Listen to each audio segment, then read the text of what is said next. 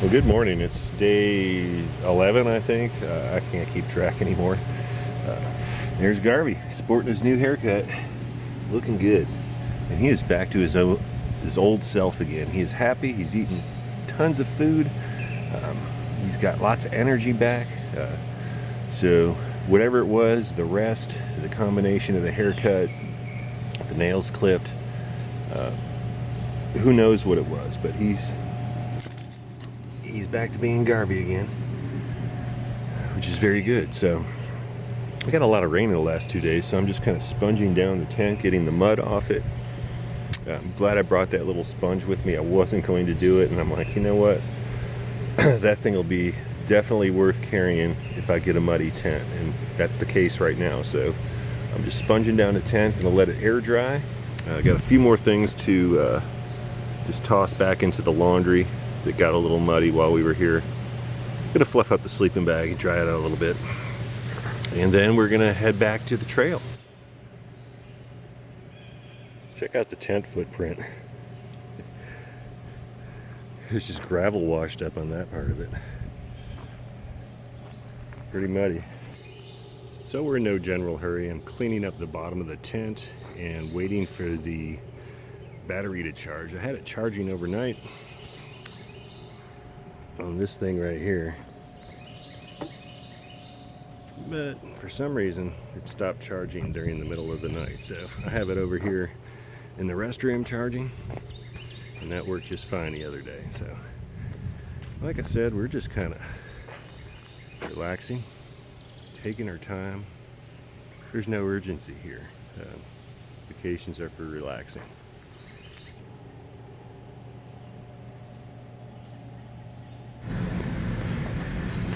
And we're just drying a few things off before we get on out of here. Fluffing up the down a little bit and washing the mud off a few things. Friends and neighbors, we are back on trail. It is day 11 and everything's looking good.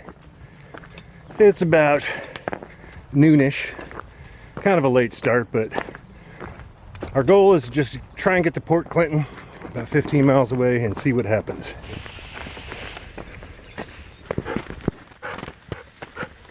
Another beautiful path this morning. Humid in a few spots, but in other spots like this one, shady and breezy.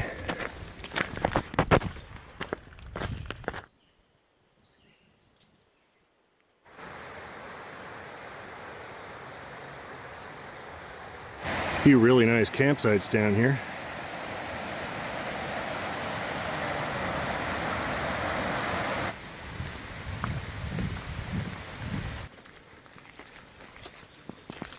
Okay, so I'm walking along and I spotted this familiar pair of Ultras here. Woo! And they belong to Ashley Enders on the AT. Boomer. Thank you. Yes, we're right here in Pennsylvania. And who is your hiking partner here? This is Deadpool. Deadpool. And you two have been hiking together for a while, is that right? Yeah, we actually both started on February 26th. Great. And, yeah. And you're almost out of Pennsylvania. How does it feel so far in Pennsylvania? You know, honestly, like some girl told me that there was going to be 190 miles of rocks. And what we've noticed is it's not 190 miles of rocks. So No. Pennsylvania has been pretty easy. Yeah, look what we're on right now. Do you see any rocks here? I mean, no. Rocks. It's like No rocks. Very few, other than these little speckles here and there. But yeah. So yeah, from here north to Delaware Water Gap, you've got some about a third of road just like this, a third of rock scramble, and then a third of like smaller rocks that are just pointy and annoying. But Okay. don't fight them, embrace them, and enjoy them, and you'll have a lot easier time for sure. Awesome. Awesome. All right. Thank Well, you good so seeing much. you. Woo! Happy trails. Happy trails. Yeah. And the trail continues to be beautiful. I love it.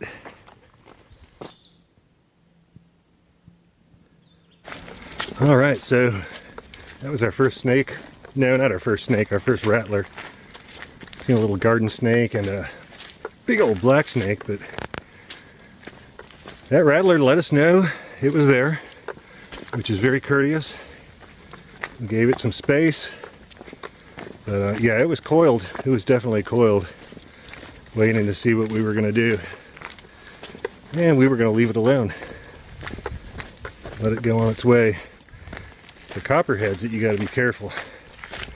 They have no way to warn you that they're there, and they blend into the leaves really well. So we've had, I was kind of warned about that snake from someone I passed earlier, and also somebody else said they saw a copperhead as well as a rattler. So be careful. And just after that snake sighting, just across the trail right here, I saw a big old deer. It had to have been a buck. There it is. Well, I don't see a rack. Maybe too early. Let's see. Yeah. Camo. It's right in the center of the screen. Right there.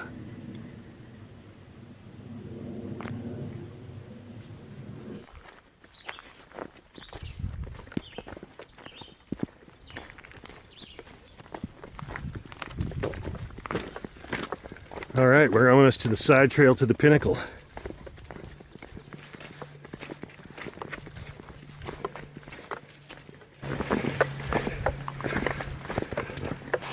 Oh, what do we have over here? Something behind this tree. Holy cow, it's KrizAkoni. Keep running into this guy everywhere. Wearing the exact same thing as last time, I might add, in true hiker trash fashion. Wow, and there's a big old pile of rocks over there. Typical of Pennsylvania. How are you doing? Doing well. Yeah? Oh, it feels good to slack pack. Man, that feels good up here. It's got nothing. Yeah. Right on. So this is the Blue Blaze to the summit, I take it? Blue Blaze, it's short 100 yards out to an awesome view that is definitely worth seeing. Excellent. We love awesome views, don't we, Garvey? Yeah. Oh, yeah. All right. Well, we're going to go check it out, and I'm sure we'll hear more from this guy later. Absolutely. Okay, now we're getting somewhere. Wow. Check this out. View from the Pinnacle.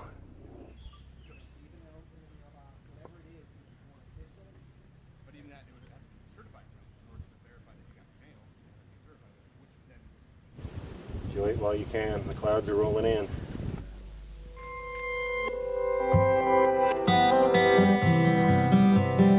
And we're back. A little bit more of this.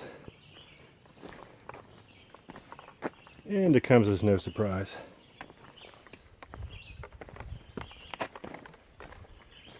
And that's it. That wasn't so bad. And this is kind of cool. It looks like somebody's moved some of the rocks out of the way for us right here. It's awful nice of them. I'm assuming this is the AT. I don't see any blazes.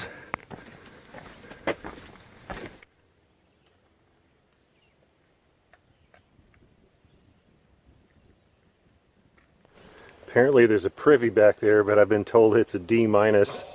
So I usually don't go. Don't go. He said the stench is overwhelming, so right there, that's 1 star less in my book. So just one star less? Well, I have a 5-star rating system. Okay. One of the stars is for privacy, because a privy needs to be private. 1 star is for ventilation, like airflow. Okay, no stars there. No stars there. For that. Okay. And then 1 would be general cleanliness. Take 1 off for that. Okay. And light. Yep, take 1 off for that. Okay, yeah, if you need a headlamp, it's no good. It has a door, so it's private. It has a door, so it's private. And no ventilation, no light, yeah. And stinks. And yeah, so this is a 1 star. It's a 1-star privy for my rating system, D-. So I guess that's a good thing I don't have to go. Gimme shelter. I think this is the Windsor Furnace shelter, if I'm not mistaken. Windsor Furnace. And we've got some baby blue blazes going on here. And I don't really like these. They use these in Shenandoah too, and if you're wearing sunglasses, sometimes the blazes fade and you can't see them and you think they're white. It's really easy to think you're on the AT. But, I think we're gonna go check out the shelter here. Okay, we're on the Blue Blaze to the shelter, and this is just off to the right. We're gonna check this out. This may be home. possibility, unless I see something better, this could be a candidate for a campsite this evening. Lots of potential spots here. Yeah, pretty roomy, nice fire pit. And there's a few flat spots back here, which I like a little bit better. Further off the trail, the better. Oh yeah, I could throw down on one of these right here. Okay, well that's one option. This vagrant looking guy show up at my campsite and hand me this. Look at that, Adirondack chairs and palm trees. That looks pretty good. Good job, advertisers. You're making me drink this. There's only 2 of them, so we can't get into any trouble. That's good. Okay, well this is home for the night. Nice little flat spot. Several spots for tents. This was the first spot we showed you earlier. And sometimes the first choice is the best one. Got old Garv here. He did great today, charging ahead, tugging on the leash. Although he is tired after 10 miles or whatever it was we did. 8 point something, who knows? I never know. We did some miles. Well, it's a beautiful evening, a nice relief from the rain we've had the last couple days, and all in all, it's been a great day. Things are looking up.